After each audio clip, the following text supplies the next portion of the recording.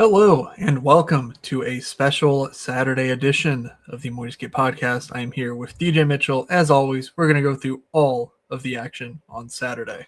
Let's get into it.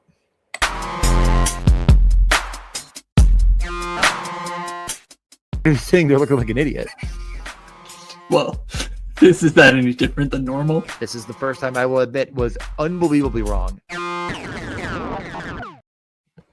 A lot of games here, DJ. A lot of games starting at 1 p.m. I forgot because you didn't mention it 3 times in the intro. It's Sunday? Yeah, there's football. There's football later. Okay, good. No, I just like to, because you always make fun of me when I do the intro, so I had to give it back today. We have a lot of games. We don't have a ton of time. I have a hard out, and also it's not, I mean, it's hard enough.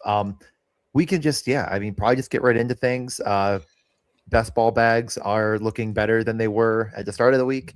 We have 2 days left before the round 2 advancement into the semifinal round. So check your, underdog best ball. We will be doing Zamboni streams. I got asked by a couple people, just like, I'd like to have a little bit more certainty. I like just a 1 minute. My thought is if I'm going to be drafting 8th, last teams in, I'm going to be drafting these teams. And with so much uncertainty around a couple positions, I'd rather just wait a little bit longer. I understand that things will move and there's some teams that might get drafted now that I couldn't get later, but I also you're going to be drafting players that aren't going to make the playoffs at all. So there's going to be do you think that there's any just literal edge to drafting today, or do you think it's a net negative? I honestly have no real thought there. When I did the Sims last year, I didn't really look into that. I would assume drafting leader is just better. My guess is that the dead roster spots are just such a killer that if you take Pasternak now and Boston misses, you're just screwed. You're never winning. Exactly. Maybe I'm wrong. He's certainly the biggest name. I mean, him, honestly, I'd argue too, Crosby is another pretty big, they feel like a playoff team, but then you look and you're like, oh crap, they're 2 points from being eliminated. And I think the East is starting to take shape as it's going to be Columbus, Boston, Detroit, the Islanders technically, and the Penguins kind of fighting for the last spots. But one of those teams is going to miss, and that team that misses is going to kill some rosters. If it's Columbus, it won't kill that many, but if it's Boston, like you're saying, it's going to be detrimental. And then in the West, I feel like it's even more ambiguous. I'm penciling in the Oilers. I'm kind of starting to pencil in the Utah Mammoth, but you drafted Macklin Celebrini, I get Seattle would be kind of the worst case for people that are drafting early to make it, but you're drafting Panarin, et cetera. In the West, you get 1 round from that team. No, thank you. They're not beating Colorado. People said the same thing about Florida a few years ago against Boston, and see how that turned out. So that's Florida and Boston. This would be San Jose and Colorado. I don't know. Hold on 1 second. I gotta go tell the people. Never mind, it's not the same 2 teams playing. I'm just saying that in my strategy has always been to be bolder in that contest because the NHL is incredibly random, and we've seen a lot of teams over the course of let's just even call it last 10 years that have gone on some pretty miraculous runs. There's just no reason to rule out any of these teams entirely. I'm not saying go into a draft and draft both 8 seeds and see how that does for you, but build a super team on one side and don't be afraid to say, screw it. I'm going to draft some of Boston, for example. They could get goaltending and get it run, but 5 minutes of wasted time. Yeah, we can save industry chatter for another day, but I haven't even started on updating my Sims from last year. Basically, as soon as I was oh man, I'm about to start this now that the Olympics is over, Underdog was actually, fuck drafts. We hate you drafters. We're going to fire everyone who works on drafts except for 2 people. And but they said that's not what they did. Did you not listen to what they said? Yeah, well, they're it's not like that. We actually care a lot about this product. Don't pay attention to what we're doing. Just what we're saying. So I have not started that yet. I think I will next week. But yeah, it's a little demotivating to be like, yeah, I don't know if this contest will exist next year, if it'll be 5K to first instead of I think it's 10K this year. Like it's just a little when there's no growth potential, it's just I like DFS and that's not DFS, so it's sort of competing priorities on my end. Anyway, let's talk about the Saturday slate. I have up the rainbow sheet for the day. I will be posting this in the Discord after the show, so you'll have it. But fix the screen. Leading things off at 1:00, we have Anaheim and Ottawa. Anaheim without Radko Gudas. At 3:00, we have a 3-game slate: Boston, Washington, Colorado, Winnipeg, and Rangers, Minnesota. And then at 7:00, we have a 10-game slate: Toronto, Buffalo, Matthews done for the year. News came out yesterday. Torn, or I guess technically a grade 3 MCL sprain, which I'm pretty sure means it's torn, but maybe not completely or something. San Jose, Montreal, Calgary, Islanders, LA, New Jersey. LA on a back-to-back, Islanders on a back-to-back, Carolina, Tampa, Columbus, Philly, Detroit, Dallas, Pittsburgh, Utah, Seattle, Vancouver, and Chicago, Vegas. We will get through those slates individually, but let's start things off with Anaheim and Ottawa. I guess you didn't want to hear the birthdays today. Never mind. Oh my gosh, DJ, please. We have 6 birthdays. One of these players I honestly had, like he has played a game this year. Anton Blid, Blidh. Former Bruin or current? Former Bruin. I like that. When I clicked on him, I'm like, oh yeah, Bruin. He's on the Rangers now. I guess he played a couple games. Okay. Eric Gustafsson, I don't believe is playing right now. Tyson Yost is playing for Nashville. He scored 2 goals. I think he scored twice. Yeah. JT Miller has the most games played of anyone on this birthday that is tracked in where I'm looking. Not going to play. Wait, we'll get there. We'll get there. Oh, JT Miller is playing big time narrative. Oh my. Okay, big time narrative. Matt Samuelson, the number 1 goal scorer, I believe, on this birthday. I don't know if he's in or out, actually. That's another guy that seemed like a question mark. And of course, Frank Vetrano. So a lot of guys that missed a lot of time this year. Wow. And guys that could be injured. But we start with one of them kind of almost. Yeah, that does bring us to Anaheim, where they don't have Gudas, suspended for 5 games. I'm guessing that means Ian Moore plays defense and that Drew Hellison draws in somewhere. I don't know who plays with Zellweger. Obviously, for Showdown, I like Ian Moore a whole lot more than Hellison if Ian Moore plays with Zellweger. But ultimately, it's going to be the Lacombe Trouba show if they're paired up together minutes-wise. So not a huge surprise there. Jacob Trouba, shots, blocks, I guess would be a reasonable way to go. Forwards-wise, again, losing Ian Moore as the forward, I think means Frank Vetrano plays. He's been out. I think he missed 1 or 2 games. Maybe it's only just the 1 game he was out for. But he should be available. So 3K, birthday boy. I don't hate the idea if he moves up the lineup. They just lost to that Toronto team, so I do expect the lineup to shift around here. So we'll have to see in warm-ups though. No practice on Friday or anything to work with. So anything on Anaheim? Yeah, I'm not going to spend any more time than this one sentence on frustration of my Thursday, but I was the only person that played Lucas Dostal in like the $40 and some other contests against Toronto, and he got fucking shelled. I don't think I've ever been more frustrated about a goalie in my life. That being said, the Anaheim team is bad defensively, and if you ask me, like, what team would you be the most afraid of to face in the playoffs of all of the teams that have a chance to make the playoffs in the East that are not in right now? Like, I would say Ottawa, 100%. I know their goaltending is a train wreck, but this is a really good team. I'm not looking to stack against Ottawa. I'm not looking to bet against Ottawa. I almost, other than a point prop here or there, I pretty much never bet against the Ottawa Senators because you're really relying on power play production. So if you are not like me and you think, you know what, I actually really, really like, I really like the Anaheim Ducks team, I would go point props over shots. They just don't give up a ton of volume. And I know, Beckett Seneca had 14 attempts last game or whatever in Toronto. I just don't think it's going to be the same. You know, they were 11-7-ish last time. I know Ian Moore kind of played forward, you said, but like, Yep. that is what it is. I just don't think it's going to be the same sort of configuration, but they are desperate enough that they are playing their big guys, big minutes. The problem is one of those big guys is Mikael Granlund, and he's not very good. Yep. I like Trouba and Lacombe for blocks. They're both best on DK, it appears. Technically, if you have underdog for Lacombe, that would be quite good, or prize picks or whatever. But I think they'll play a ton of minutes. No Goose. They're definitely both going to be out there when the game is on the line. If they're winning, of course. You know, if they're losing, by all means, it'll be Lacombe, I guess, with Baby Zellweger.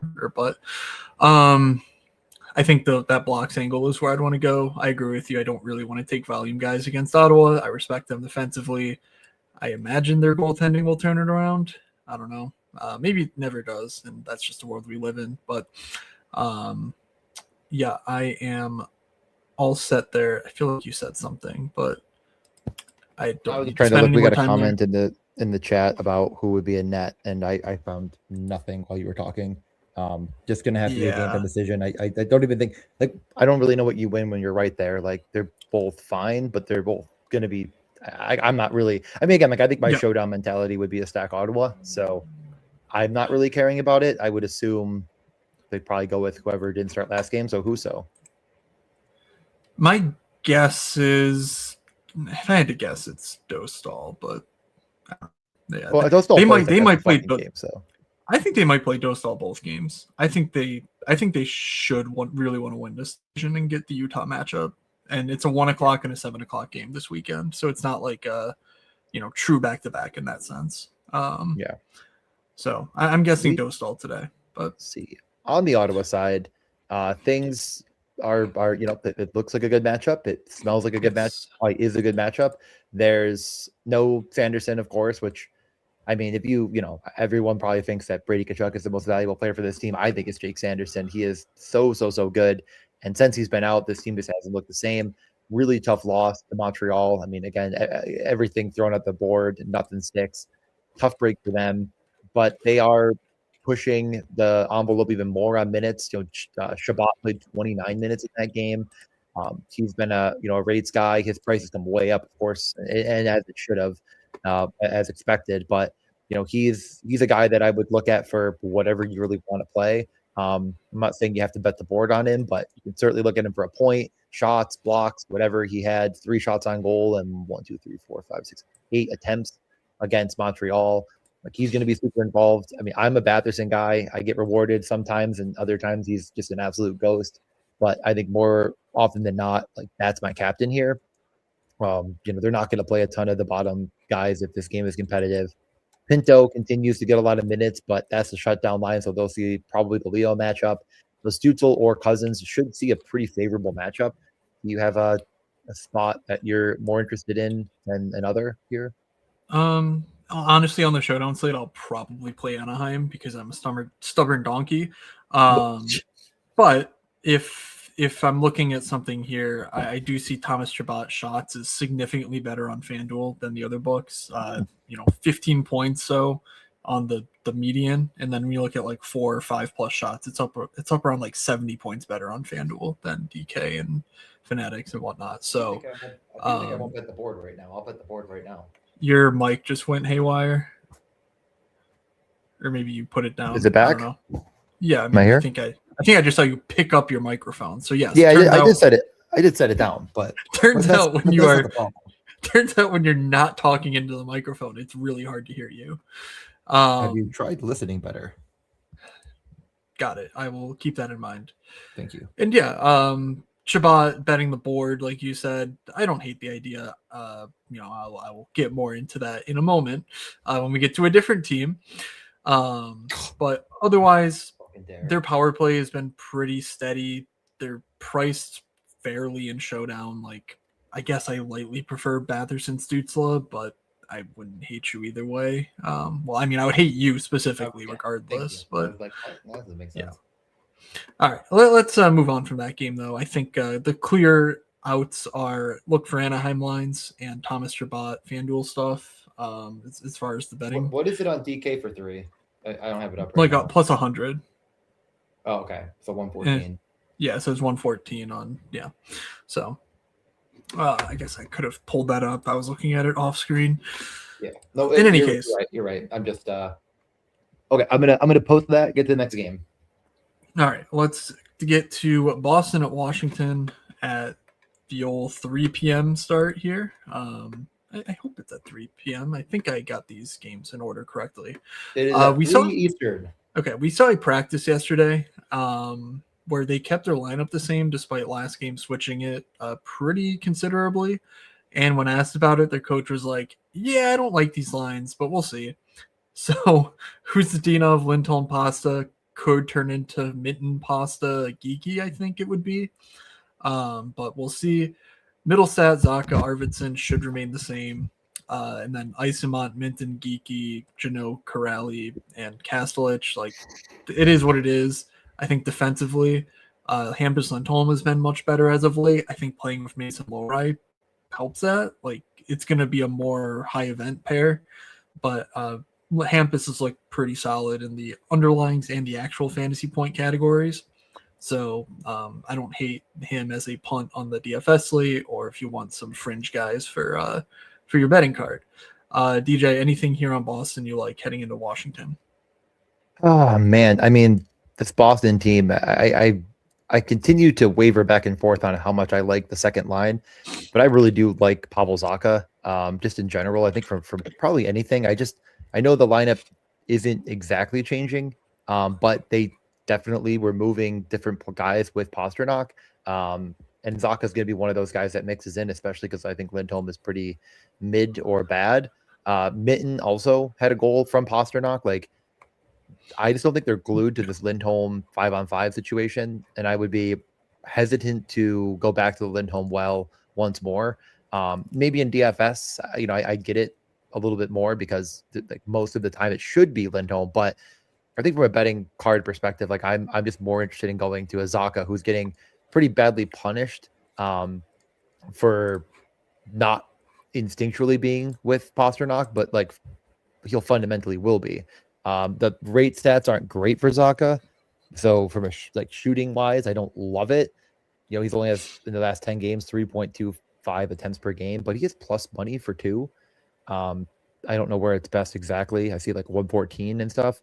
I probably just go point. I mean, he's involved in the power play. He is a lethal shooter when he does shoot the puck, and I hope that he sees a bit more time with Pasternak. That's probably the only guy I'm super interested in. And I would, like, on the small slate, consider just playing like Zacha, Pasta, and not playing, losers like Lindholm. Losers like Lindholm. God, that should be the name of my garage band. The problem really with Boston, especially on the 3-game slate, is you're going to play Pasternak over McKinnon, Boldy, Kaprizov in much better matchups. Like, you're probably not, but it will get you different, like, automatically. So, like, maybe taking a bit of a, like, I'm more to thinking like that 1,200 could maybe afford you another guy that gets you a little bit more upside in another spot. So, what do you think about Pavel Zacha? You a Zacha guy? I'd rather just go with that and do stuff, because I think if, like you're saying, if it's not Lindholm, I think it's going to be Minton, and he's just better, I think. And also, we know what Pavel Zacha is as an NHLer. That kid we watched play for Sarnia that we were just mesmerized by however many years ago. God, it was 12 years ago at this point at least. Were you in the fucking McDavid draft? Yeah, we went to go see McDavid play. That's why I'm like, wow, I can't believe that for some reason, but it definitely is true. He was like 7th overall, I think. Right? Yeah, it was around that time at least. He was on the 6th overall by the Devils. Yeah. So, in any case, like, we just kind of know what he is, and Minton could be more. He could be, the same. I don't think Minton's considerably worse so at this stage already. So, what is Minton? He's only offered for a goal. 475, I think, is the best. So I don't hate that idea. All right. If you want a flyer, Hampus Lindholm 13-1 for a goal is best on DK. We'll get to the Flyers. Anyways. Washington. They beat the Buffalo Sabres. So are they now the best team on planet Earth? discuss. That does officially make them the best team on planet Earth. Don't need to get into that game, or I'll sit here and try to break down why the Sabres lost their once a month game they're allowed to lose. So that's their quota, so it's over now. But I will say that like Wilson and Pierre-Luc Dubois, like those guys are playing a ton of minutes. I know their third line mate is not a relevant player, in Hendrik Lapierre, but those two guys are a really good, two-man pair. And like Boston's not been great. I mean, they also just got pretty convincingly beat by the San Jose Sharks at home. Washington was dead, but could they start to come back to life? And if so, it just feels like there's such a small number of players that really matter here. And the players that like could matter, like Connor McMichael and others, are just pushed down even further. Ryan Leonard is a guy that obviously we're big believers in, but he only saw 14 minutes in that game against Buffalo. Like they're still fighting for whatever that's left here. They're not totally giving up. Ovi only played 14 minutes as well, though. Like it's just the Tom Wilson, Pierre-Luc Dubois show, and of course always Jacob Chychrun. So that's all that matters here to me. And I just don't know if there's any one of these guys that I'm incredibly interested in outside of Chychrun from a betting perspective, but I wonder if you have different thoughts. As far as like how I like to think about things that I even like look to bet or whatever, like in DFS, honestly, I'm kind of the same way, but it's like the recent changes is really what I try to adapt to, because I'm pretty sure that the field and the projections and the books and the odds and whatever else, like they're not going to just leave something hanging for 2 weeks, 3 weeks at a time. Like just if it's wrong, they'll correct it, or I'm wrong. And then I feel that way about every situation, obviously. I mean, Steve Clark, but the idea that goes from a 5-on-5 only guy to picking up actual power play work, and he's being noted as such, and now he's playing with Dylan Strome, like makes me think that there's some offensive upside there, because he's per minute one of the better players on this team as far as generating fantasy points, and obviously one of the best players on the team, just period. But with the power play role comes the expectation of, hey, you get points and do offense. So that news with Protoss makes me want to look at him. And then I see Dylan Strome and Ryan Leonard with it, and I'm like, yeah, that could work for, it's 13K on this slate. All three dudes are very, very good offensive weapons. Like Dubois, Wilson probably are the engine behind this team. But if Washington gets there in any appreciable way, I do think that nominal top line will have to do something to be a part of it. Leonard's role is always a question mark, but he's been quite good on the year per minute. I think I kind of like the plus 320 Protoss goal, quite a decent bit actually. So I'm gonna throw that in as a straight bet, because that is his. I mean, DraftKings best on DraftKings by 10 points. It looks like. I mean, maybe again, like I don't think it's factoring in like bet 365 or whatever, goofy nonsense. And honestly, this could be one. Let me just check. Like, what is Protoss from Leonard? Like that's the weird stuff that you get into. That's 6-1. Maybe that's not quite that insane, but I think that's properly the correlation. We could spend all day on the same game engine, the same game parlay engines. I find that stuff fascinating. But yesterday, since we hard out in an hour, let's all I'll say is definitely like play with that when you can. Like yesterday, there was one that I looked at, and it was like, I think it was Shen from Barzal, and it went from plus 390 to plus 396. Yeah. Like, and then you do other ones and it goes from like 3-1 to 12-1. Like it's very strange. So definitely play with that when you're making your bets. Just check if you really like it. I think that's a great price. Like this is a guy that we had in like when he's rolling Protoss, I mean, it's like a 30 goal scorer last year. It is a guy that gets down to like, plus 180. And this is not a terrible matchup at home. To stay on that topic for a brief second, the exact situation you're talking about, whatever, I think DraftKings is overpricing the correlation between line mates. So in any situation like David Pastrnak, for example, where he's going to play with multiple, or if the news is going to come and change things, basically, that's where I think you want to do the goal plus assist stuff. Otherwise, do leave it alone on DraftKings. Again, I think they're overpricing correlation. Like, among line mates. Just one thing, and then we'll move on for the final. Like Pastrnak assist, Mitten goal is 7-1. I mean, I think that's starting to get a little bit more interesting. Where like, if you think that could happen, goes from 475 for Minton to 7, and like that's. Eh, I mean, it's not instinctually coming from, and the power play is the problem there. But Pasta like doesn't leave the ice anyway. So I don't know. Just again thinking Yeah. through some of that stuff. Maybe even Geeky would be more interesting for that. Like, because I'm just gonna look at it and then we can Geeky from Pasta. So 2 plus 205 to plus 294. So it's not really doing it there. no, But again, like they might have David Pastrnak keyed in as a main guy. Yeah. that just could be the case where it's like you can't get him that easily, but just keep an eye out for things like that. All right. Moving on. 2 more important games to get to here. Colorado, Winnipeg. Yep. Colorado is very, very banged up right now. It sounds like we're not even expecting Ross Colton to be available until the playoffs potentially. So that's a pretty big deal. Landeskog, Lehkonen, they're both out for another week or two at last note. So I don't think they're going to be rushed back either, given Colorado's place. So we have a top line of Kadri, McKinnon, Nachos that seems pretty locked in.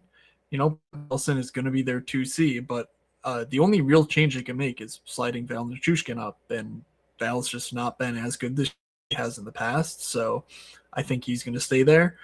And then they have a rotating door of guys in the top 6. Kivi Ranta, Gavin Brink, Drury and Nick Waugh sort of play, third line center, third line center and winger.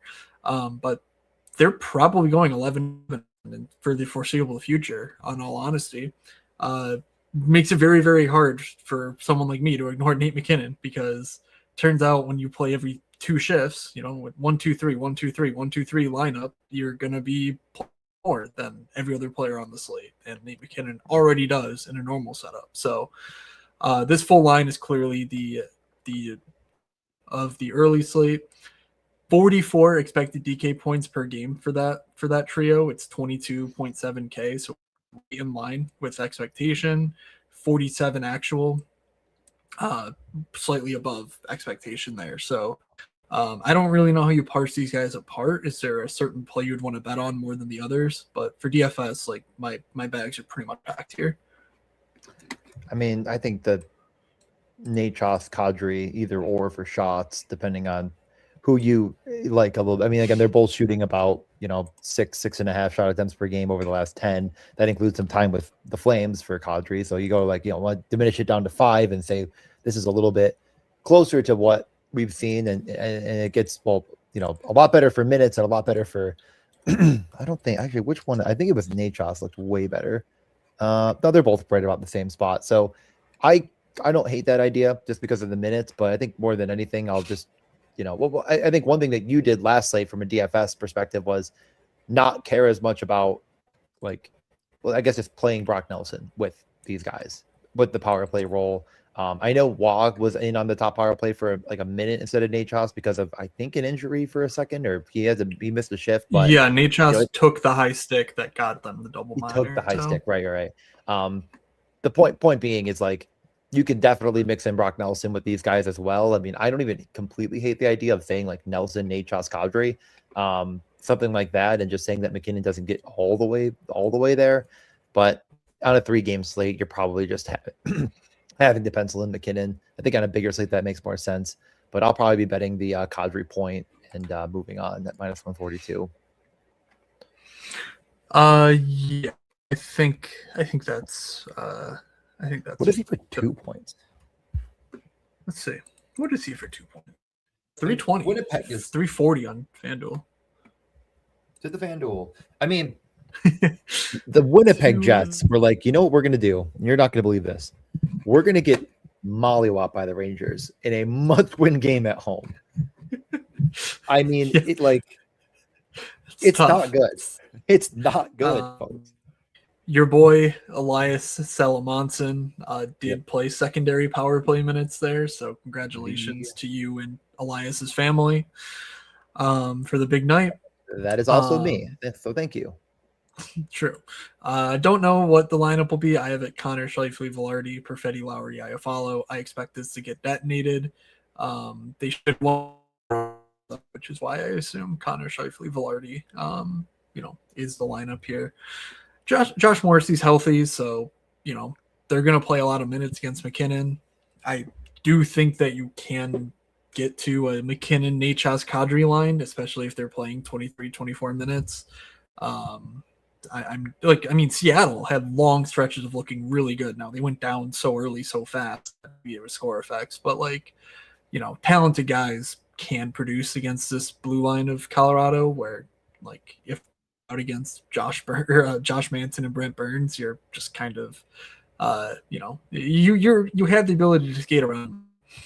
Unfortunately, down the lineup, we're not going to see many minutes from anyone. So, curious about Rosen. Just as they fall out further and further out of it, does he start to play more? But I can't in good faith say to play anything on Winnipeg here. So, good to move on. Salem Monson is a punt that you can consider with the minutes he's getting and the role, but that's about it. Let's move on. Okay. Rangers, Minnesota. Like I mentioned, JT Miller back in the lineup. He skated with the first power play last game. We don't know so I think there's an obvious hole in this lineup where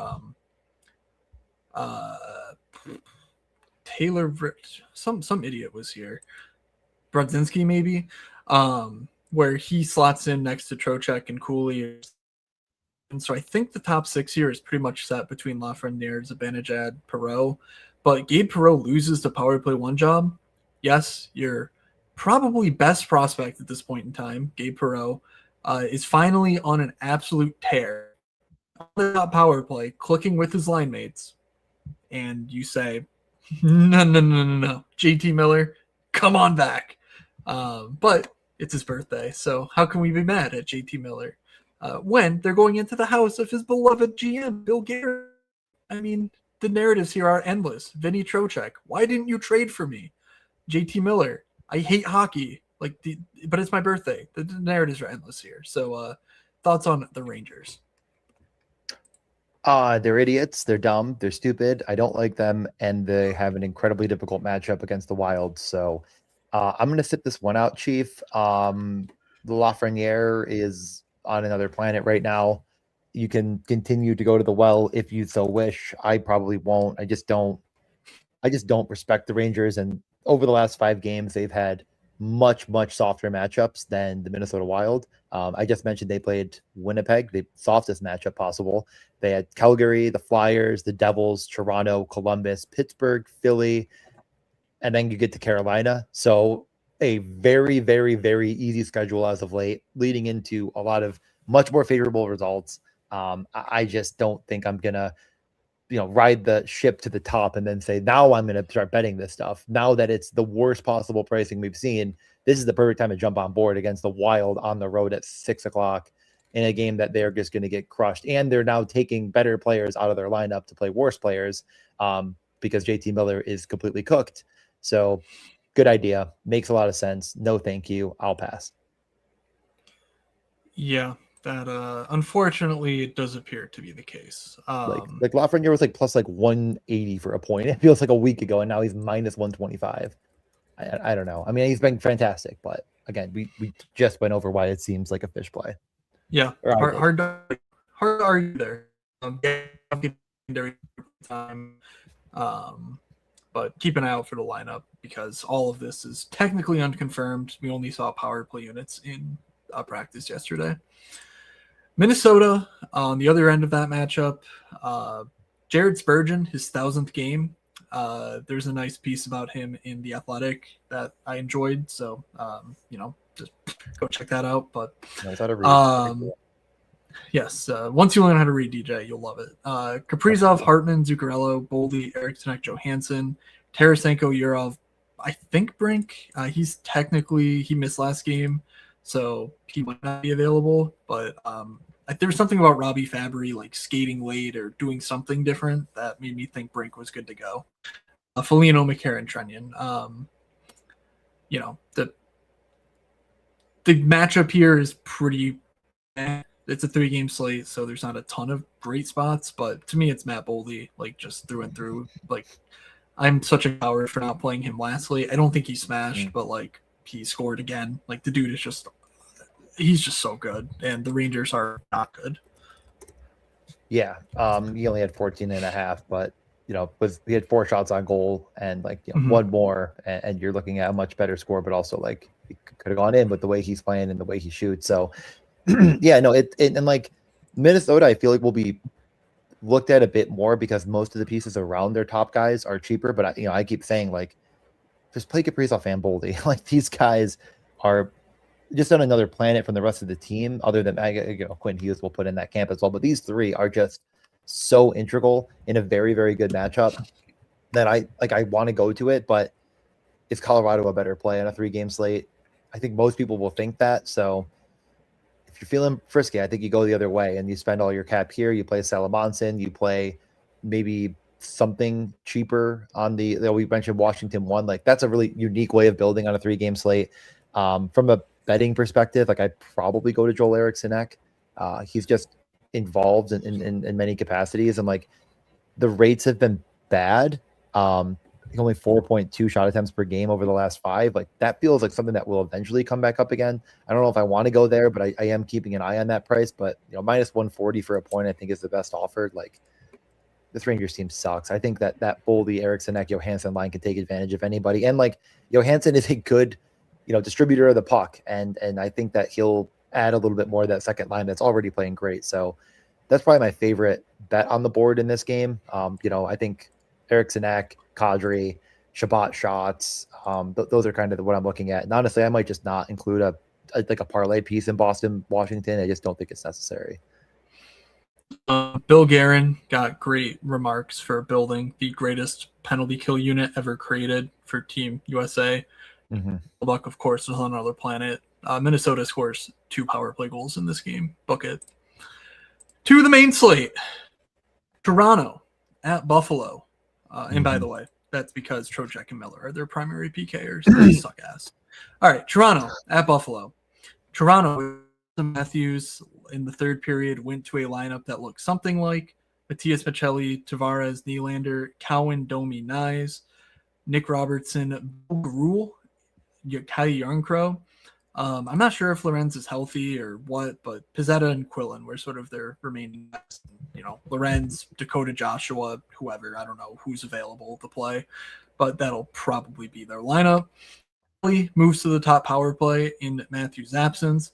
He's already looking pretty solid over the last stretch of games. So that top line against Buffalo, like 16K, no Matthews minutes to take away. It's all here for the taking, I think. But I don't know. It's pretty much Maccelli or nothing for me versus a full stack. Any Toronto thoughts in the wake of Austin Matthews' season-ending injury? Yeah, I hate to see it. I mean, as Sabres fans, you think like, well, we must hate the Leafs, and like I feel like I've just silently been a fan of watching this team for the past few years, and this has been a really disappointing season where they've just looked horrendous. Maccelli, the shot volume has never really been, or at least, and especially this year has not been a big strong suit for him. But minus 130 for 2 with his role, I think it's fine, and he has been scoring. Like they should be telling him to shoot more because of the way he's creating in the offensive zone. Like this is a guy that has 4 goals in the last 5 games.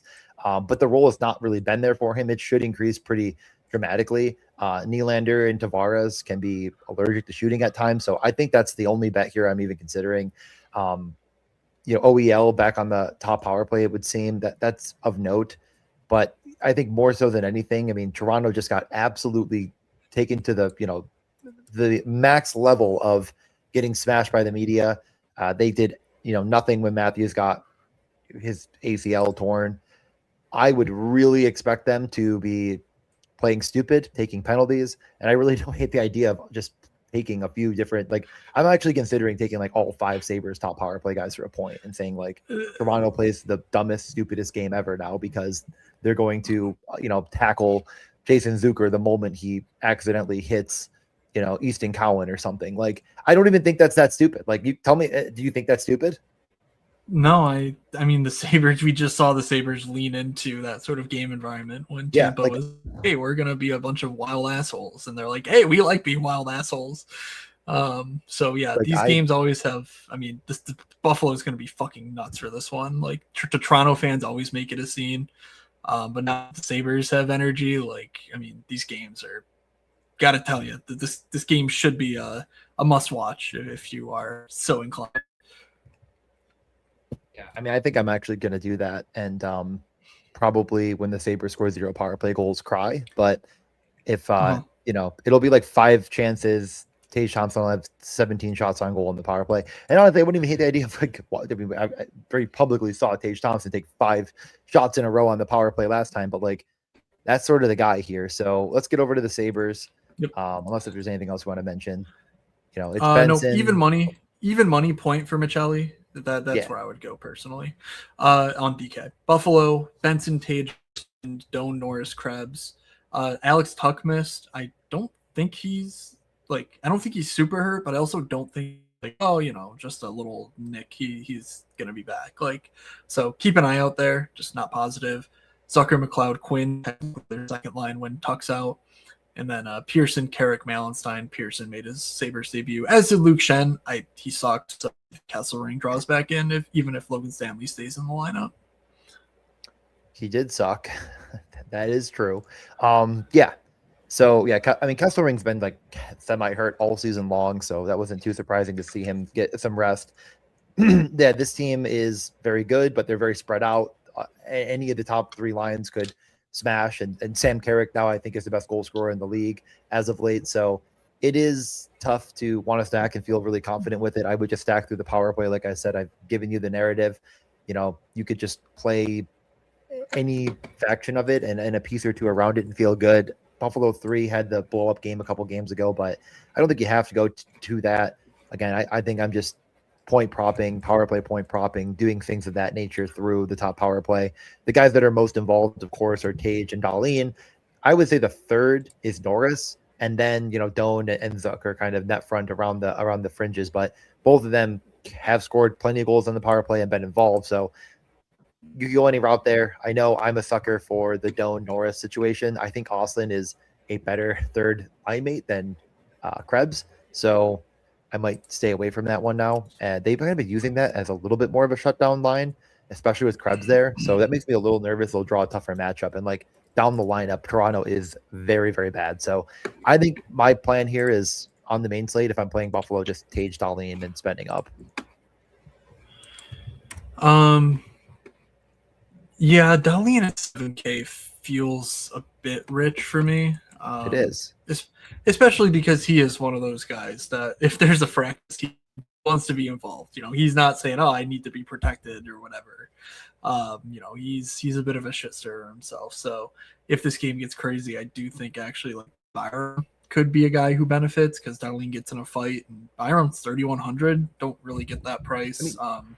I think the main point here I'm trying to make is this is a 6.5 Buffalo minus 240. Like this is going to be a team that's played, and I think people will look to the other lines outside of Tage. Like I don't know. We'll see. Obviously, all of this is subject to what ends up actually happening. Like, you think Tage and Dahlin are going to be popular? Yeah. Cool. There's no McDavid. There's no McKinnon. There's no Matthews. Obviously, Kucherov's in an impossible matchup. The worst matchup for him, Carolina, because the volume just disappears. We know this. I don't think there's anyone up top that really gets all the love. Like Eichel is, I think, 1,000. And I guess Eichel's less than Tage, but I don't think that's going to be 60% Eichel, 5% Tage. Like I think it's going to be like just on Eichel, 25% Tage. Fair enough. Just checking the power play points. It looks like everything is better on DraftKings than FanDuel. So. Okay, but what I will say is that if this game gets silly, got to do in box, weird shit's gonna happen. So stack across power plays. Just take the good players. And to me, Bo Byram is like just for the price, like one of the really good plays here because he's already got a good enough to be viable, and it only can increase if his teammates take penalties and whatnot that Byram doesn't really get involved in because guess what? He has a concussion history. Like he's not that sort of guy. Like he doesn't get involved in this shit. So that's the sort of theory that I'm breaking news though. Samuelson is doubtful. Pearson looks like he's out and Tuck will play. Okay. Yes, I should have thought to check that while we were live, but let's just call it. It just happened. So yeah. Peyton Krebs to the fourth line. That means Zach Benson loses power time. Almost certainly. Samuelson out would mean probably Logan Stanley moves up. Timmons back on the ice, not going to play. Yeah. Let's just call it Zach Metza Kesselring, but whatever.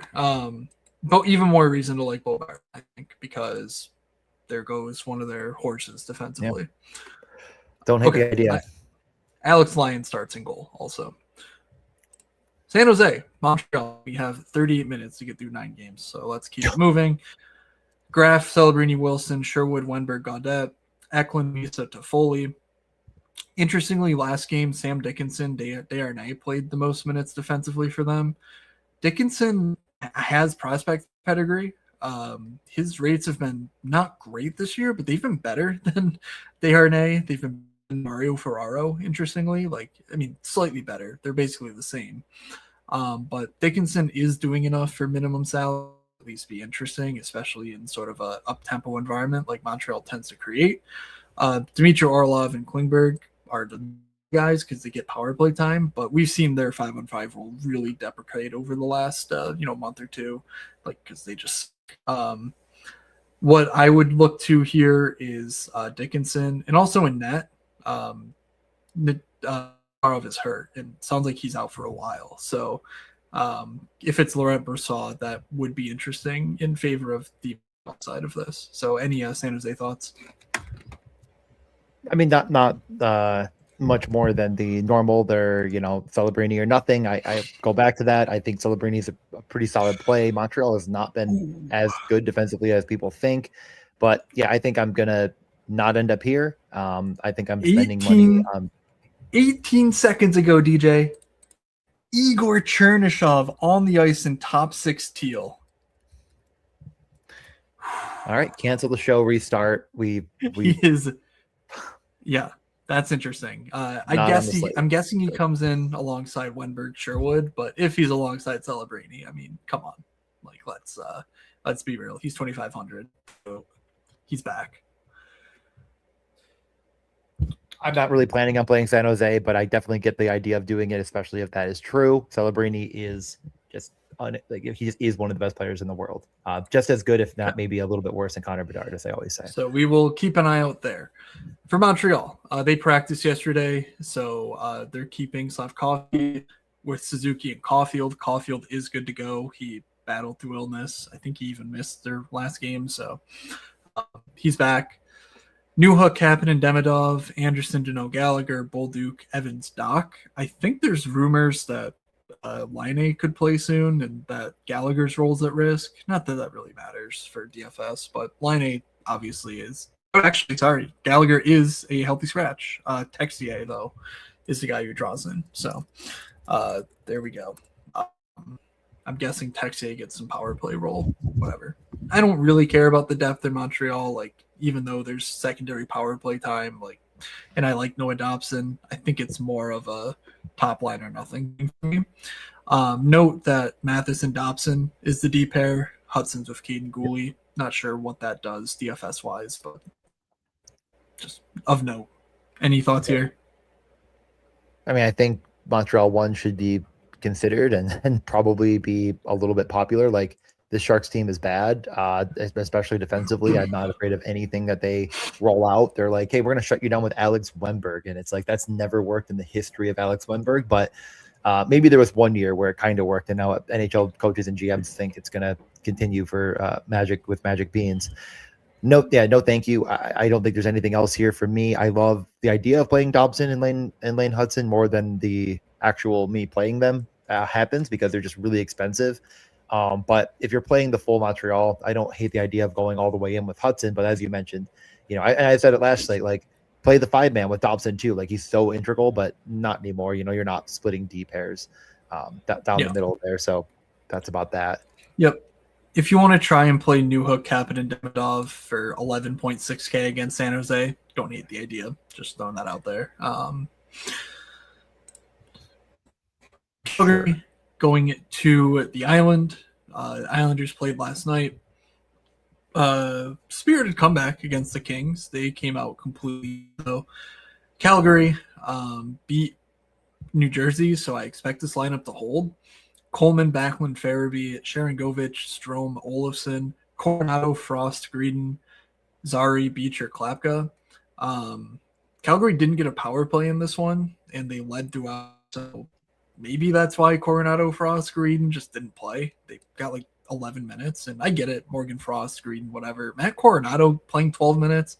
That literally only happens when I play him in DFS. I don't know why. It happened like 3 times this year, and I'm just like, I don't get it. Like, I mean, he's good. I don't think he's like the world beater that I thought he could be a couple of years ago. It's so frustrating. So I'm just like, they didn't get a power play. What can you do? I'm going back to that. Well, I don't know. What do you think here? Like Victor Olofsson, by the way, was on the ice for 2 empty net shifts. What the fuck are we doing? Yeah, no, you're summing everything up perfectly by the anger. Like, this team is so fucking stupid, it hurts my head, and I have no interest in playing any piece in this game in any capacity against a back-to-back Islanders team that is just significantly better than them. And they're going, like, I just don't know what you win when you're right, because even if you're right and Matt Coronado scores a goal, because you go back to the only line that seemingly has a pulse, they're just going to bench him and play Ball, Mata with Strome, Sharangovich, and Olofsson as their shutdown line, which is insane. Well, I mean, really Coleman, Backlund, and Farabee. But like, there's just no fantasy goodness to be had here. There's no reason to feel confident in anyone's role. So I'm completely sitting this one out. I'm just not even considering the Flames in any perspective. And I didn't last slate. Like, well, I bet Greedon because I assumed that line would produce offense. And it did. And they said, well, fuck you. Sit on the bench anyway. Greedon is 370 on DK to score. He's like 310 elsewhere. It's I mean, again, like I might directionally accurate, but when you have a coach that's such a donkey, it could still, just nuke every bet you have. Like, this guy should be playing more minutes now that this team is completely and totally dead. In the past 5 games, he's averaging like 11, 12 minutes a night. And it's like, why do this? Like, send him back down. What's the point? Like, I just don't understand. So I like the Islanders side a decent bit more. They did end up going back to, as you mentioned, in that spirited comeback, the Emil Heineman, Horvat, Barzal line in the third. Barzal played 25 minutes. Horvat played 24 minutes.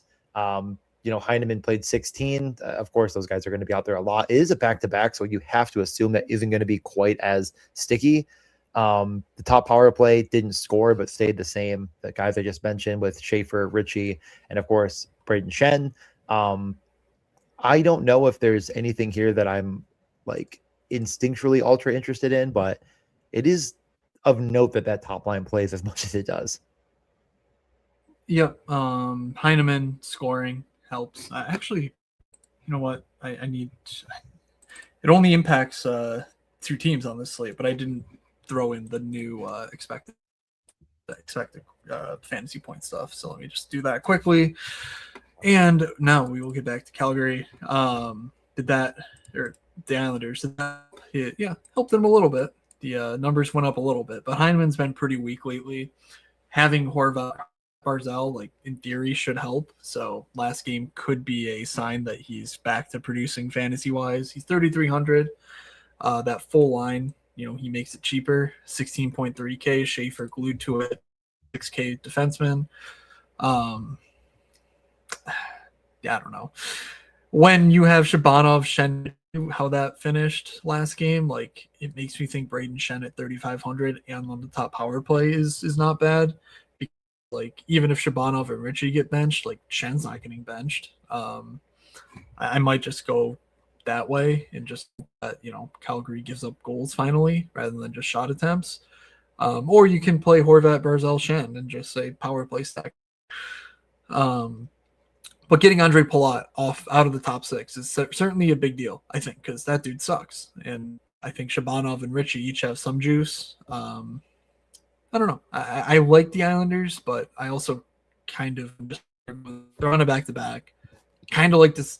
Like, I don't hate the Calgary lineup. Like, it's just like, it's just frustrating that it punishes me when they don't get power plays. And I think the NHL is just out to get me. It is really what it is. They are. The Sabres and you. Yeah. Well, obviously. And of course, the Toronto Maple Leafs, because Radko Gudas should have been suspended forever. I was in favor of the death penalty, unlike others. that would've- Because the NHL regularly suspends players for dangerous actions. Oh wait, no, major penalties when you try to decapitate a goalie. So it's fine. Yeah, only bet in LA. this game for me is going to be Schaefer point, by the way. Great. Okay, cool. LA. He's had a career high 29 something minutes. Yeah, Insane. he never leaves the ice, and he's like legitimately one of the best players in the world already. It's impressive, and he's minus 148 on DK, which I believe is the best, but I didn't triple check that. It's just so disgusting. Yeah, it makes me ill that. Never mind. But moving on. All right, LA and New Jersey. LA should keep their lineup. I don't think anything weird happened or is expected to happen. So Panarin, Kopitar, Kempe, Moore, Byfield, LaFerriere, Turcotte, Lawton, right? Scott Lawton has been pretty good. He looks super involved in everything. I don't know how that happens. Like, it's so funny. It's so funny. Like the Scott Lawton, he's gonna sign a huge contract in the offseason too. He's gonna actually live up to it, and the Leafs are gonna be like, "What the fuck, man?" Like, oh god. Whatever. So LaFerriere, Byfield technically are splitting power play 1 reps. It was mostly LaFerriere last game. They didn't score. Means you should think it's more likely to be Byfield next or what, but they're both fairly cheap. Anze Kopitar has been much better as of late, 4,200. So Panarin, Kempe, Clark are certainly my guys here, but I understand if you're not playing on the road back to back in New Jersey, which is about the worst possible place to just to be, I guess you could say, but also for hockey purposes. I didn't really set you up for anything there, DJ. So I'm just pulling up Brandt Clark stuff as you say anything you want about the Kings.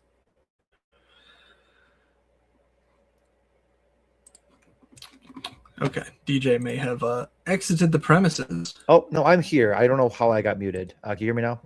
Yeah. I wasn't even on this screen. Somehow I got muted. No, so the LA Kings get the lead. They look fantastic. I mean, they're just dominating play, and then they go, all right, time to play Mikey Anderson and Drew Doughty. And all of a sudden, the shot share shifts dramatically in the other team's direction. You can't take the stench of bad coaching off this team. Clark only played 19 minutes, did not get nearly as much 5-on-5 time as Mikey Anderson and Drew Doughty. Yeah, I definitely understand. It's fine. What? Whatever. Yeah, I know. I'm just winning. saying, it's fine. I don't need Brandt Clark to play 28 minutes for me to be like, whatever. 19 minutes is far better than most games. Okay, I do. Well, you don't live in reality then. Watch the Islanders play Matthew Schaefer 28 minutes and watch all the production happen and around that, and then just do it with Brandt Clark. Like, I'm not saying he's quite Matthew Schaefer, but like, this is a very, very, very good player. Christ. Like, yeah, Brandt Clark's also like, I mean, I get it. Like, I am sitting here, but Brandt Clark's also not Thomas Harley. Like, you're not using him in a shutdown Why role not? because he can't skate with those guys. He just can't. Like, whatever. Well, I believe in Matthew it. Schaefer. We got it. Yeah, we can move. I'm not betting anything in this. I'm not playing it. I mean, everything got significantly cheaper on Brandt Clark overnight, so I'm not playing it in DFS. Like, I think there's enough options that I'm looking elsewhere, but I will be taking. I mean, you look at the last 20 games, by the way, defenseman Brandt Clark leads shots plus blocks per game, like leads it. So, he's priced as a number 4 defenseman without a power play 1 role next to Artemi Panarin. And like, he is that. He blocks a ton of shots. He takes shot attempts. Like, he's like, I think the volume there is there to be bet on. He's plus money for a point. Like, it's so much better in the space, I think, than in the DFS market right now. Just given he's priced like a number 1 defenseman DFS wise, and not even close to that in the betting world. So New Jersey, great. Luke Hughes is back doing fun stuff. Yeah, he's shooting a ton.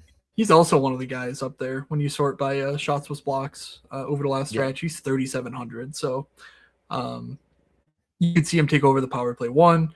They lost, so not sure if this lineup shifts at all. They didn't skate yesterday. So Timo, Hischier, Mercer, Brett, Hughes, Brown, Gritsuk, Glass, Haminaho. Anything from New Jersey, or do you want to move on? I mean, again, it's just like I'm going to continue to fade this team in perpetuity until they prove me wrong, and I wonder if the season's going to run out of steam before it gets there. Definitely, from a betting perspective, I don't mind looking through Luke Hughes at all for a point or for shots. 7.4 attempts per game over the last 5. Him and Dougie are shooting a ton, and they're playing a metric ton. They're just not really playing their bottom pairs very much, mainly because they're always trailing. I mean, this is a team that just lost to the Calgary Flames. So I expect them to probably be trailing again here. And I would shop for Luke Hughes shots. I can't even see it right there. It is. I see somewhere it says it's plus 170 for 3. No vig. I've never used no vig. I think that's like a trading thing, but shop it around. Yeah. Give it a look. It's in Let me know what you Colorado. find. All right. Carolina, like Tampa. 140, yeah. 140 for 3. Cool. Carolina coming off of a loss, not changing anything. They skated yesterday. Nick Delurier, though, should draw in on the fourth line for Jankowski, maybe? I don't know, someone like that. Maybe it's in any case, who cares about their fourth line? It's Svechnikov, Aho, Jarvis against Tampa. Like, no, thank you. It's so expensive. They still just aren't doing anything for that. Makes me think they're going to punish me. Nikishin 3,400. He's not been excellent as far as like the underlyings or the actual output, but he is power play 1 with no gas to spare. So upside only for me there, but it's not something I'm doing. I'm not going here. I'm not stacking it, whatever. Anything for Carolina? No, in a great matchup, I fade them. In a bad matchup, I also probably fade them. Like, I just, it's point prop or nothing for anything here. And I've just, again, same thing with New Jersey. Like, show me the slate where they put it to bed. And I'll show you that it's happened like once this season. And this is one of the worst matchups on paper on the entire slate. So it's going to be a big old no for me. I agree. If you're a Rainbow Sheep disciple, it wants you to play Carolina, but I don't want you to play Carolina. Perfect. Tampa going Gonsalves, Point, Kucherov, Hagel, Sully, Gensel. If practice yesterday is to be trusted, Connor Geeky was sent down, so it sure looks like Nick Paul's back. He's with Perry Bjorkstrand yesterday anyway, so there we go. Defensively, I'm not positive what the lineup's going to look like. They played Mosier with oddly, or maybe Mosier with McDonough or something like that when like Chernak missed and Radish missed. So like, why not put a placeholder there? So I'm not positive what's going on here, but in any case, Hedman's priced up. If the Stew's in the top 4, he's a punt that you could play, but yeah, I don't know. I don't like anything here. If you want to do something, take Kucherov because he has 98 point upside in any matchup. Yeah, completely agree. It's completely point driven for Kucherov, and you can do that in DFS, and no one's going to play it, so I would do it there for sure. 20 minutes for 5 games. The hard out rush continues. Columbus kept their lineup last game heading into Philadelphia here. Sillinger, Fantilli, Marchenko, Johnson, Monahan, Garland, Marchment, Coyle, Olivier. It's all pretty cheap is what I can say positively about it. Philly, not a team that I particularly like to pick on because they just play slow hockey. But Columbus shifted around D pairs and whatnot, and there's at least ways to build creative stacks here, if nothing else. But Connor Garland has been sort of a driver here, so that line is 10.6K. Maybe it finally plays, but Kent Johnson's also even money to get scratched in any given game or benched in any given game. So any Columbus thoughts here? No, not really. I mean, again, I do think this is like a decent little DFS play to just play Fantilli, Marchenko, and Morensky. Like that's something I'm going to be looking at a good bit. Like that is just a bet on Philly kind of springing a leak, and they have done that in net for like 3 years straight now. Don't hate the idea of it. Like this, Morensky is shooting at a exorbitant rate, and then that's kind of where I'd want to bet. It almost looks way better on FanDuel, so I was trying to look into that while you were talking. But I'm gonna look at Werenski. Maybe it's not that insanely better. I was looking for at 3 shots is minus 190 on DK, I believe, and it says it's minus 175 on FanDuel. I wouldn't hate the idea of throwing that in the mix and seeing what he is, because he's shooting like 10 shots per game at the goalie. Yeah, attempts. unabated thinks FanDuel just doesn't have props apparently. So Minus know. I don't know what to make of that. 176 for 3, 142 for 4, and it's still best. I mean, anywhere you look at the run to give it all. And on the slate, he is just, the third highest guy in the last 5 games. I mean, he only has 4 because he missed. I don't hate going to the well there. I'm not seeing anything that really stands out to me. I wanted to see what Connor Garland stuff looked like, but that's another guy that, I mean, it's pretty low, but I don't know. Still no Alex Bump props, unfortunately, for other than goal. Tough break for the So I like Columbus. I think they're I think you could just sort of take whatever Columbus fits in your lineup, honestly, if you want to go that route versus like building something around a 3-man stack that we tell you to build around. Philly's a little bit interesting. They're at home, obviously, but Owen Tippett kind of getting the offense onto his stick, and without Michkov on the top unit last game, obviously I don't like that. I don't think it's great, but Tippett with Zegras and Konechny passing to him is interesting. Grunstrom, Zegras, Tippett, Bump, Dvorak, Konechny, Barkey, Cates, Michkov, I expect to stick because they did beat Minnesota. Their power play hasn't gotten anything to go, so whatever, change it if you want. Shit, Michkov, Bump might actually be their best 2 power play guys at this point. Who knows? I don't know how you fix their power play. Jamie Drysdale is coming on. He's 3,900, but maybe in the betting markets there's something there. Just perfectly reasonable stats across the board for a number 1 power play defenseman. Anything on the beyond just Alex Bump shoot puck? I mean, Alex Bump needs to shoot puck more, but I mean, I don't. Well, no, he shoot puck when we can bet on him to shoot puck. Actually, this is also true. I mean, this is a game that is a 6.5. Philly is plus 114. It's not like it's an insane. You're not stretching far to believe that there is value on this Flyers team, especially in DFS. And they're just not going to be played very much. It is difficult to decipher what line you want to play here. I'm defaulting to the bump line, but I could easily be talked into something else. So I don't hate the idea of looking at even one-off pieces. I mean, Bump is only playing 13 minutes, so it's really, really tough to want to sink your teeth in here, but I don't know. I could be intrigued to play a bring back if I was playing Columbus for sure.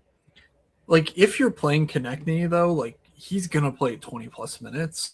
If Bump does score, Konechny's so likely to assist on it, and Konechny has all these other outs from all the other ice time he's playing to collect points. That I do think that makes sense. I think I agree with you actually, especially now that Dvorak looks like he's on the. You can take a look at last game for yourself and decide whether you think that's real. I think it was real, and we know Dvorak's been fine in that role. So that line is 13K. Konechny's playing a ton. Bump is one of the better per minute prospects that we have in the league. He's got a Cutter-esque profile to him in the lower levels. He doesn't have the talent pedigree that Cutter does, but we're looking for shots here, and that cheap, I think that's a perfectly fine way to go. I was looking at Jamie Drysdale stuff. I think you can bet him. Fanatics plus 145 for a point looks really solid to me. At Dallas, Detroit's a disaster.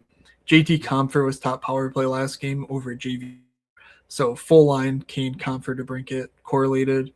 I'll just say I have no interest in Detroit. Dallas has been my money team after the Olympic break. I've talked about many of the reasons for that, but Thomas Harley's back and clicking. Their underlines are spectacular. They just boots to Edmonton. They're doing all sorts of good stuff right now, and they're not even at full strength. So I have no interest in Detroit. Yeah, absolutely zero interest in Detroit. Not even really considering anybody here in any capacity. So we can move over to the much better team, the Dallas Stars. They are rolling right now, even without Brandon and even without Hintz.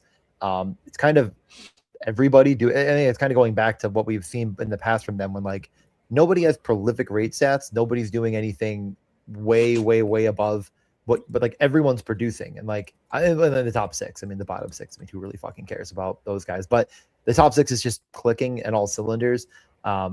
I don't love the top power play because I don't really want Jimmy Benn to be involved, but I think at some point you just got to tip your cap and say he can accidentally score a goal if they so need him to accidentally.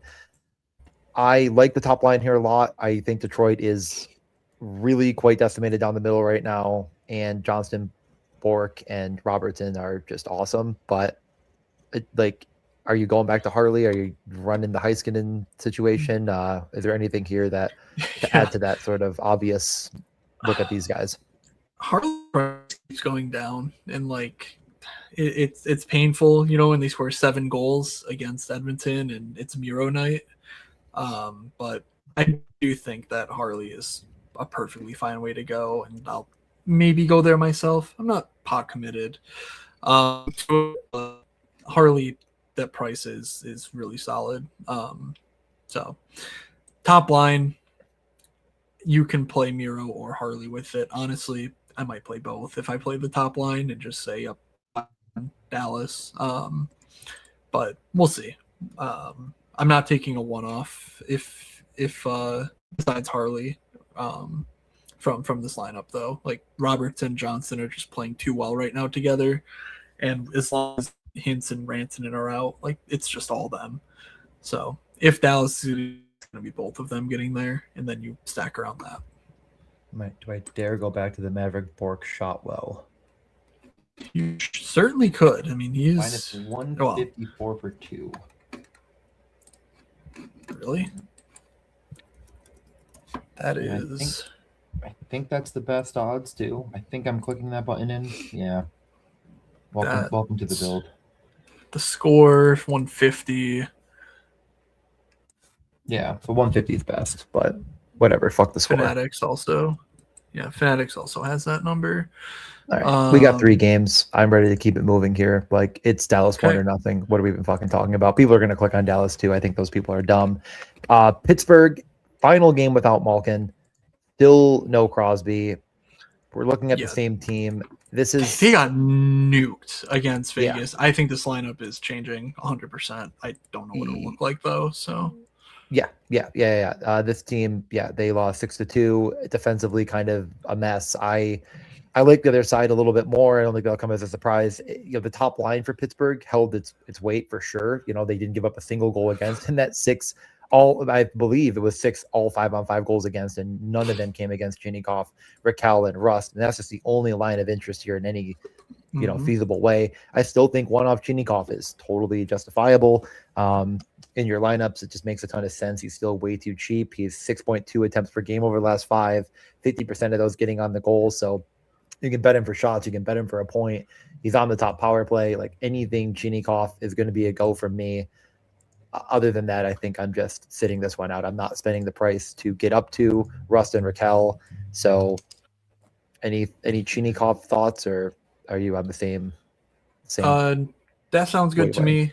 Tommy Novak power play over Mantha, so 3,400 Novak. I guess that's also worth keeping an eye on, but yeah, not a matchup that I'm excited about. I almost forgot. I was also wanted to mention, Erik Karlsson has 9 attempts per game over the last 5. I mean, the numbers are shown here. You can see them. I think if you just fundamentally are putting the 2 defensemen that feel like they have this crazy ceiling, it was Karlsson and Luke Hughes as cheap point per dollar over the last very short stretch of who is doing all of the fantasy goodness. I like those 2 a lot. So in any way. All right. Utah, they lost to Chicago last game. They redid their lineup. Well, I guess they redid their lineup before the game, but I expect it to look something like this.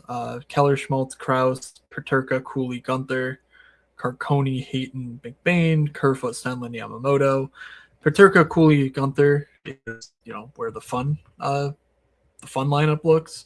But the way that Keller and Schmaltz have been priced down with Krause, I mean, that's a 14.9K line. I'm not a Clayton Keller guy, but 5,600 Clayton Keller is a lot different than 6,600 Clayton Keller like we've often gotten. So that seems a little disrespectful. Mikhail Sergachev is playing with Mackenzie. So Sergachev, Keller, Schmaltz, honestly, just Sergachev, Keller. You can even play Gunther with it. Just say, yep, the three alphas. Like that works for me. I like JJ Paterka, like just theoretical, like, but not anything that I feel strongly about. Yeah, I think you've kind of circled it Okay. exactly as it should be. So any way you want to put that together, I'm in on. I think Sergachev's a great play, especially if he's in. I mean, it's kind of like, oh, is he in? Is he out? Well, he was in and he played 27 minutes and top power play. So guess he's feeling okay. All right. And Vancouver. Seattle looking like they'll get Bobby McMahon ready to go. I assume that means Hero gets to come off of the second line for McMahon, but we'll see. We don't know officially where he's slotting in. I got to say, I think Berkeley Catton's going to nuke sooner than later. He looked incredible against the Avs. He's got nothing underlying to show for it, really no production or whatever, but just, as a prospect guy, like on the late slate or whatnot, Berkeley Catton will be in my late slate lineup if I need a punt. I don't think you need to go there on the main slate or whatever though. So, any interest in the top line here against Vancouver? Yeah, no, I really do. I mean, I don't think it's going to get overlooked, of course, because it's cheap-ish. I mean, but it's come down in price. And normally we get this matchup against Vancouver, and everyone gets priced way up. 5,300 for Jared McCann. Like you kind of talked about, like, hey, like Clayton Keller, when he's down at this price, and it's like this is like a 6K player in Jared McCann that now is 5,300. The role is weird, but they got crushed the past 3 games in a row. I guess they got crushed, so things are going to be a little bit wonky. In a game that they win, it just feels like he's going to be involved. It feels like that top line is going to get it done.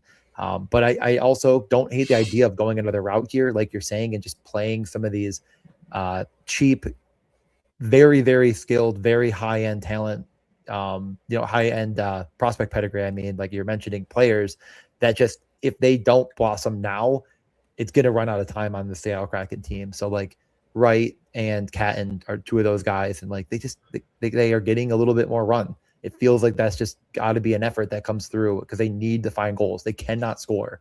So hopefully we see more of it. I don't mind going either way in DFS. And I really, we'll probably have a point prop from that top line in my mix.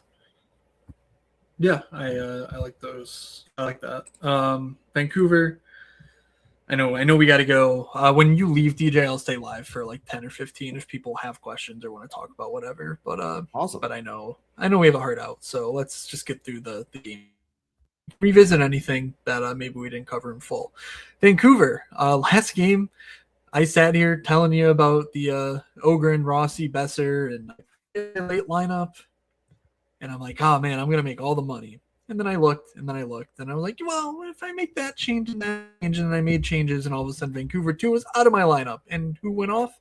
Rossi and Besser. I think they each had 2 points. That would have certainly helped me make money, more so than whatever stupid shit instead. So I still like Ogren, Rossi, Besser here. They are, of course, playing well. They're just so cheap. Seattle is a team I have very little time for.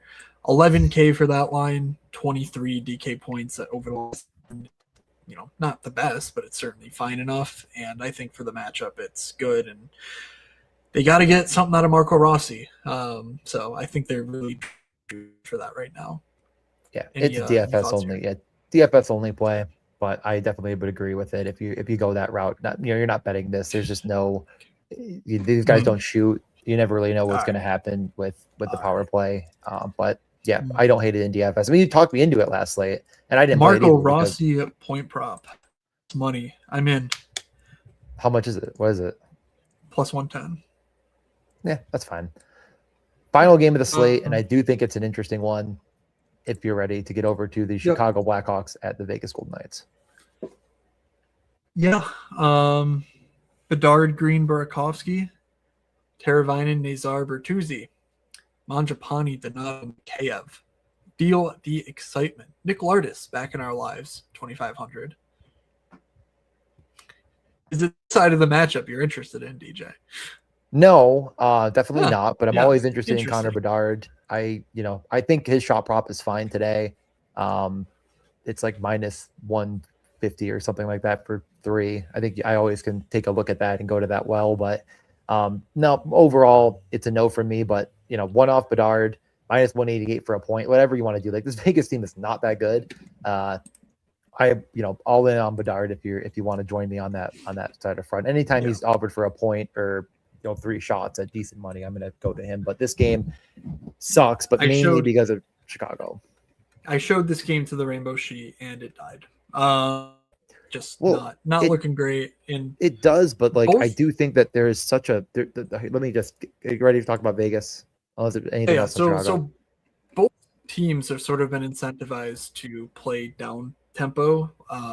Chicago, lack of talent, and Vegas due to lack of talent. But now Mark Stone's back, so and that matters a whole lot here. So, I do think it's possible that Vegas could be pushing the tempo more than before, but I don't know. That was going to be my exact point. Is I think Vegas is going to try to push the tempo here because if they get into that matchup, they should be able to win. I mean, they are just treading water with the bottom 6. This bottom 6 is.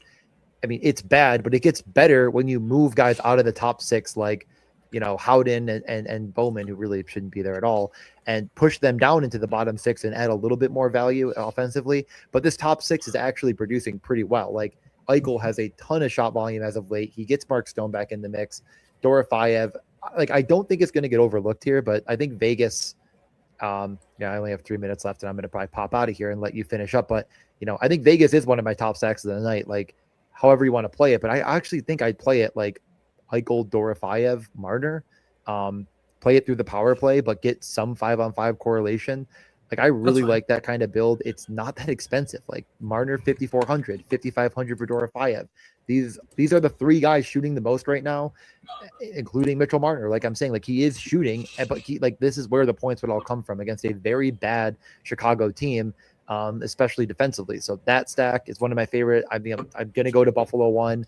Call me the homer, call me an idiot, whatever you want to say. Just don't call me losing money, I hope, on the slate. If you bet on FanDuel, Dorofeyev should absolutely be part of whatever slip you're doing. Yeah. His odds there are so much better than DK. So you mentioned Vegas was one of your top stacks of the night. Do you have another main slate top stack? Yeah, I mean, I said Buffalo 1. Those are like the 2 expensive ones, and then cheaper.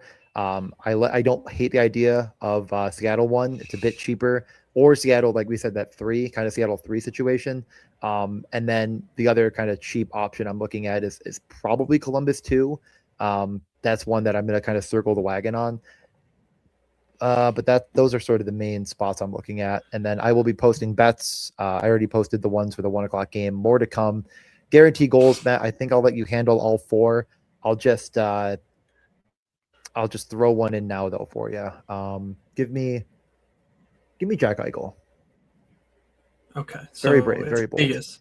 It's a Vegas show for DJ. Cool. Yes. I'm going to take off though before I get spanked. We would hate to see that on camera. People would not pay good money for that. I'll keep the camera on. No worries. Nope. I gotta go to the furniture store. Yeah, I mean, if people have see ya, DJ. Bye. All right. If you guys have questions, we can revisit anything that we might have rushed through there. I know there's one boost on DK. The late night 20% same game parlay boost. I don't know if that's the same for everyone everywhere. It tends to be when DJ has one, or when I have one, DJ has it. But he's also had some that I don't. So I don't really know there. But again, that's any time after, is it 9 or 10? So what games are we looking at? Yeah, NHL games starting at 10 p.m. or later. So we're looking at, let's pull back the sheet here. We are looking at 3 games. No, just the 2? DraftKings, did you really do that to us? Yeah, you assholes. All right, so it's Chicago, Vegas, Seattle, Vancouver. That sucks. I guess because I don't really want any piece of Chicago, Vegas, Vancouver it is for a little same game parlay action. Looking through these, I suppose there's a way to bet on like Berkeley Catton scoring and just saying that's how I get the odds that for this bet to qualify on the DK realm, but it is what it is. It's a 6.5 in Vegas, Chicago. I might just grab the under there and make it easier on myself to get a 3 legs on Seattle. And with that, I can just throw in a Marco Rossi plus 110 point prop. That already gets me to 271. And Brock Besser gets me to 370. So I like that. I have a 20% boost on the NHL late night slate. Marco Rossi point, Besser point, the under 6.5 in Vegas, Chicago. All right, so that is in. Anything else in the chat? Willie, I hope you're still here. It's been half an hour. Do you think the Kaprizov or Boldy line match will go up against Miller Trocheck? If I had to guess, Eriksson goes out against Zibanejad and Kaprizov line. I'm not sure how they're using that fourth line, honestly. They could use the fourth line and quote-unquote shut down. I don't think they'd use it there, but I would guess Hartman is much more likely to go out against Miller than Eriksson is, personally. What's up, GA? More Minnesota talk. And yes, finally, DJ is gone. You're welcome, Willie. Anything else that we skipped over? DK is the Sabres minus 145 for a power play goal. I've seen those before. I honestly haven't looked into the stats around like just straight up like how many power play goals are scored per game. Because anytime I look at a bet where the menu is just 1+, 2+, 3+, and there's no unders, I'm immediately incredibly skeptical. Just because, like, if it's such a good bet, why can't I bet the under kind of deal? With some big involved, like, it's just really hard for me to put on my own without a model of some sort. So while I do think that this game could become a donkey fest, it also doesn't have to, and the Sabres power play is not very good. When Tage Thompson takes shots from 70 feet away is what you are setting up to do. It's not going to work in this NHL. He's not Alex Ovechkin. He's updated. The goalies are better. Like, even if Ovi was in his prime, he might have a tougher time right now than, he did 15 years ago. So, some more, I think this is where we started getting away from it. Playing Clevin Spence 20 minutes a night can't be great for Ottawa depth D, man. Absolute poop without Sanderson. Couldn't have said it better myself, pretty much. When you're looking at Matt and Paulo and oh god, who was that? That's right, the first game. Matt and Paulo and Dennis Gilbert. Yeah, that's not great. Old Sabres legend Dennis Gilbert there. All right. As far as my top stacks tonight, I'm going to focus on the main slate, of course. I will be playing all 3 of the slates today. I'm actually heading to New York City in a little under 3 hours here, catching a train to Grand Central and going to see the Johnnies playing the Big East Championship game. I am a St. John's alum, so my first time seeing them in action since I was in college. So it's been an exciting couple of years here in this household, but I'm in Philly, so it's an easy trip up and back for a quick day trip. So I'll be setting all my stuff early and then just hoping that shit doesn't burn down over the course of the day. I don't know. Do you want to look at my face? Do you want to look at the rainbow chart? No one really anymore. So matchups wise, the top teams by the rainbow chart: Buffalo, the Islanders, Carolina, Calgary, Montreal, Dallas, Columbus, Pittsburgh. I'm pretty, this Pittsburgh-Utah game is fairly interesting. I think that the Clayton Keller price is just straight up disrespectful. And again, I'm not a Clayton Keller guy. I think he's fairly overrated as just an NHL player. I think he's more in the Michael Granlund mold where like someone's got to play the minutes and get the power play points. I would be significantly better than Granlund, but I don't think Clayton Keller is a difference maker on a franchise level. I do think Dylan Gunther is. I think Mikhail Sergachev is a number one defenseman. So let's just stack those three guys for very cheap as my top stack of the night.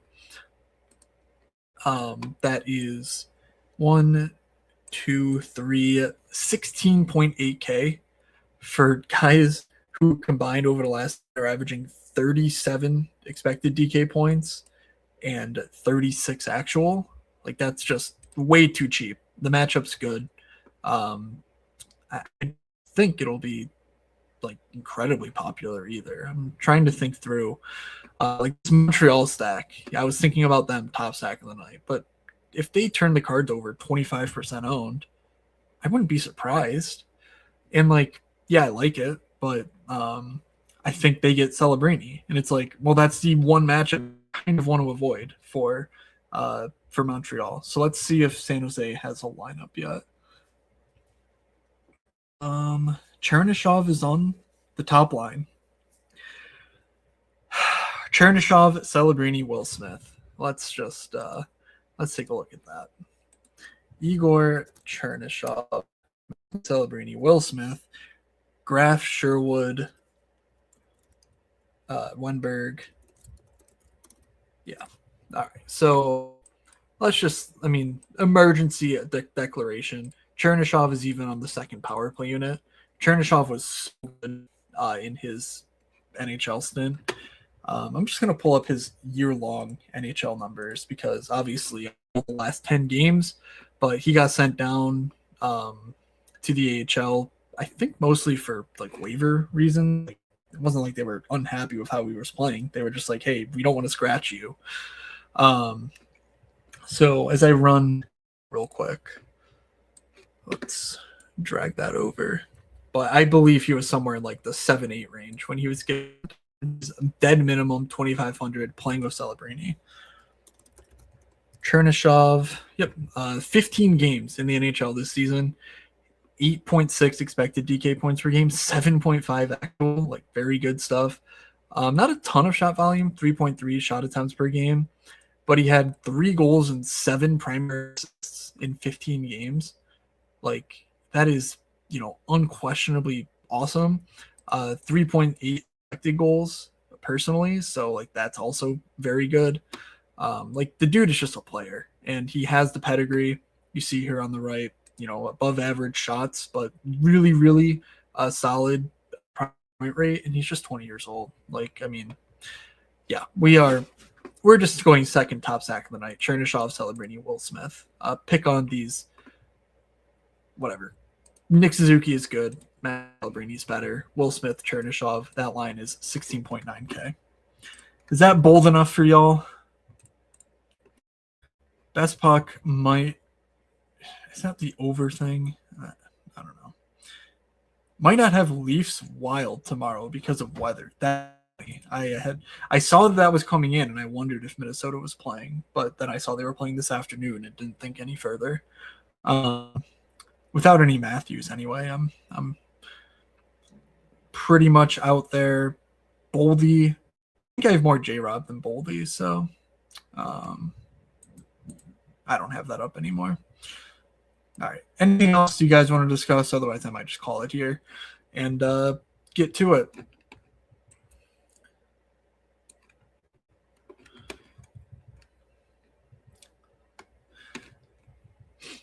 Alrighty. Thank you all for hanging out with us. I didn't do my guarantee goals. That's right. DJ said Jack Eichel. For some reason, he couldn't pick another guy. DJ was saying, I'm just going to take Alex Bump for him because that is literally perfect salary-wise. So DJ will go Eichel and Bump in the 2,700 for Bump and 8,200 for Eichel. I'm going to go in more of the mid-tier. I am going to grab Bo Horvat. Let's check his price. Bo Horvat is 6,600. That leaves me at 4,400 for my final guaranteed goal. Just going to pull up the salaries in order so I don't need to be clicking around. you can see why I don't do solo streams. Because I need someone to fill the air for me. All right, 4,400. Of course, Michkov is right there. Not going there, of course. Yeah, I mean, I made my same game parlay earlier with a Brock Besser point. So let's just say Brock Besser scores. He's 4,300. So guaranteed goals from the Morning Skate podcast. Bo Horvat, Brock Besser. Hey, a little nice connection there. Jack Eichel, Alex Bump. Top stacks. San Jose won with Chernyshov, with Celebrini Smith. I believe Vegas DJ said Eichel, Dorofeyev, Marner, something like that. He did it. Oh, did you? He might have done Dallas. I don't know. I think he did Dallas. And then I will take a Utah stack of Keller, Gunther, Sergachev. All right, that will do it for me. Make an AI avatar of DJ. My God, I think the AI might just quit if I said, hey, take all this footage and become, DJ. It would just say, you know what? I'm done with this Earth stuff. I'm going back into the planetary realm. Okay. Thank you all for hanging out with us. Best of luck on this Saturday. Hockey starts in 48 minutes. So let's get to it. Thank you all for listening. From Doug, from DJ, from myself, have a good Saturday, everybody. We will see you.